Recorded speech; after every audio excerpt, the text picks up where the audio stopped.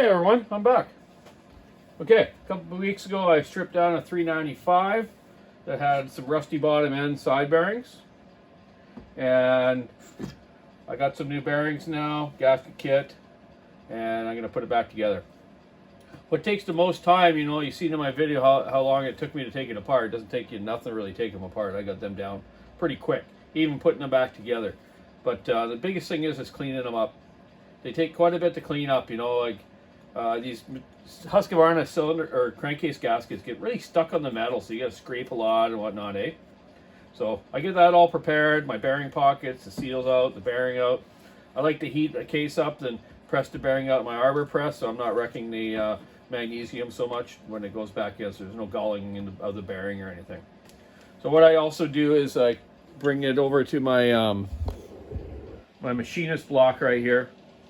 This is a piece of granite and a piece of sandpaper on here, and work it around, right? Make sure all the surface is perfect, nice and flat, so it's going to seal good when you put the new gasket in. So I'm just going to heat up the cases now and put the bearings in, and I'll show you how I press it together here with my new little arbor press here. Hope everyone's having a good day out there. I just had lunch with a friend of mine, Chad. Hadn't seen him for a while.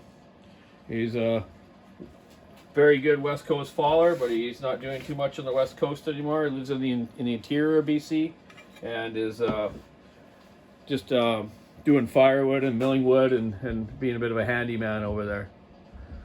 Okay, so both cases are ready to go. Sides are clean. I like to start with the ignition side first, then get my crank in, then I'll get the other side bearing in, and we'll press them together. So I basically just take the case, have my bearings ready to go. I use SKF Husqvarna bearings, or ones from the bearing supply store that are good quality, SKF or whatever you can find in your area. You know, the 6203 T3 bearing, that's what I use. So I heat them up pretty good until you kind of like the top. I do the spit test. It sizzles on top. I know it's pretty much ready to go. Takes a little bit. So these little propane torches are really handy. I pretty much do all my bearings this way. On almost all models of Huskies and Stills. A lot of the Husqvarnas now are really cool, the new 500 series, where you can buy short blocks pretty cheap. It's cheaper to almost put a short block in it than it is to rebearing and seal it and spend all your time doing it. So yeah. This friend of mine runs 395s pretty much all the time. He's got a couple 390s, but he likes the big horsepower. He's usually a pretty good sized wood. He runs 32 on it and 36.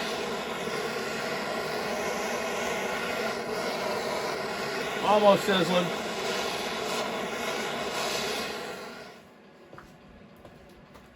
Okay, I'm gonna have to join a couple of videos together. I just videoed enough there showing how to put these bearings in the case. Then cleaning the surface here and putting the gasket on.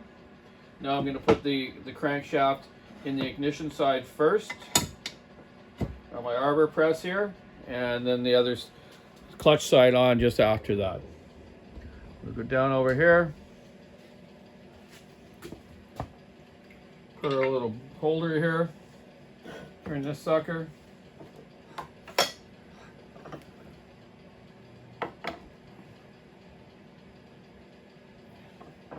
Get it lined up, make sure nothing's obstructing, the rod's in the right place, and just simply press down.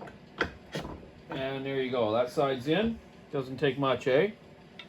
Put your holder back, there's your stopper back there. We're going to use this one on the top in a second.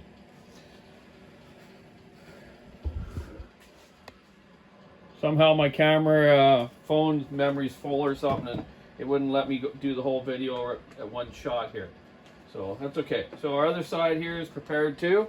Bearings in there. Surface is nice and clean. Okay, so we're just going to get this side now. And have everything laid out on a nice rag here. You know, your screws, all the heads cleaned, ready to go. Your 5 main screws and your smaller, shorter one in the front. Okay, so now I'll just slide this on top here. Then we're going to go back to the press and press it together. The two together at once. There's no special tools or anything really. Just these ones that are from Husky actually are kind of special tools, but a lot of this stuff I made up years ago. Okay, that one on there. Okay, get her square. Make sure your rod isn't hanging around somewhere else. And it's going to line up with the dowel pins when we press it together. Okay, there we go. Done. It's that easy. These are some of the easiest ones to do because you don't have to center the bearings or nothing. Okay, you just press those both together like that, and away you go. Bob's your uncle or your dad if you have dad named Bob like I do. Okay, so crank's rotating right. It's pretty much pressed together. Now we'll get our 5 screws here.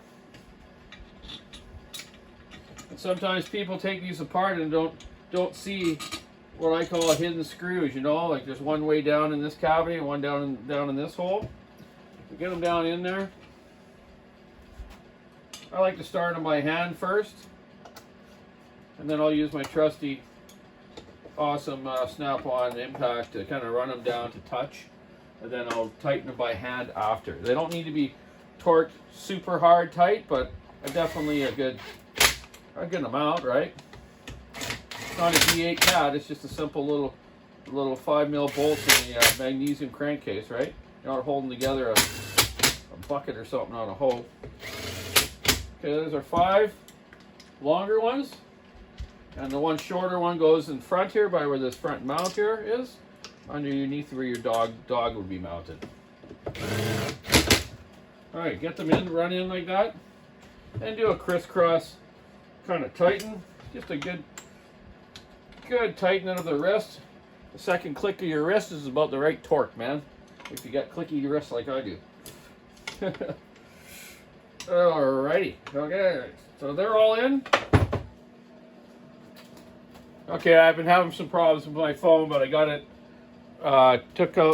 deleted a bunch of videos, so I'm able to go again. So sorry about that. My last segment there, I've got the crank in, or the bolts tightened up.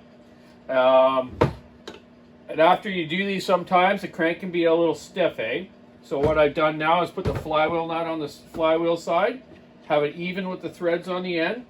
I give it a little knock with the hammer, and boom, it centers the crank and moves nice and freely. So yeah, that's putting a 394, 395 case together with new bearings and seals, new gasket. Now I'll port the cylinder, get the top end back together.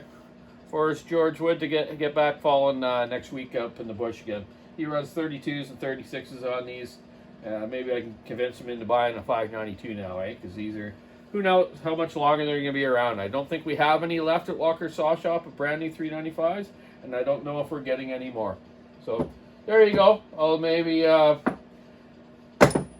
do a video tomorrow as I put it together and slide the cylinder on that's parted, and then we'll run her up. So yeah, man. That was kind of weird. I had to stop, start. One day I'll get it figured out. I do have another new phone. I'm going to completely start off with it fresh with no videos and pictures and emails. Use it just for filming for YouTube. And then I'll, after I load them onto YouTube, I'll delete it, put them onto my computer or onto a stick so I can have that phone with lots of memory and gigabytes, whatever you call it, iCloud, whatever you call that stuff. It'll be good to go all the time. So we won't have to do this stuff, but at least I've learned how to put videos together now, where if I make 2 or 3, I can put them together. I still don't know how to edit, to like speed something up or slow something down, but why bother doing that? I'd rather just do it as I do it, you know, real time, right? Time to go walk the dog, get something ready for supper. Keep sawing the wood, sticking the ice, rubber on the road. Just talked to my friend Marty Hermans from Alberta. He's one of my best friends as I grew up as a young child. We've done a lot of stuff together. He lives in Alberta now. He's a bricklayer type construction person, worked on big jobs all over the world. I just told him I was going to Hawaii, and he went to Hawaii once working, but never really got to look around. So I told him I'll do a YouTube video down there. I'm gonna hopefully hook up with a guy down there that I'm gonna do maybe some cutting with, or do some do a little bit of filming down there. Anyways, have a great night. Have a good day. Be kind to everyone, and have fun in life. Bye now.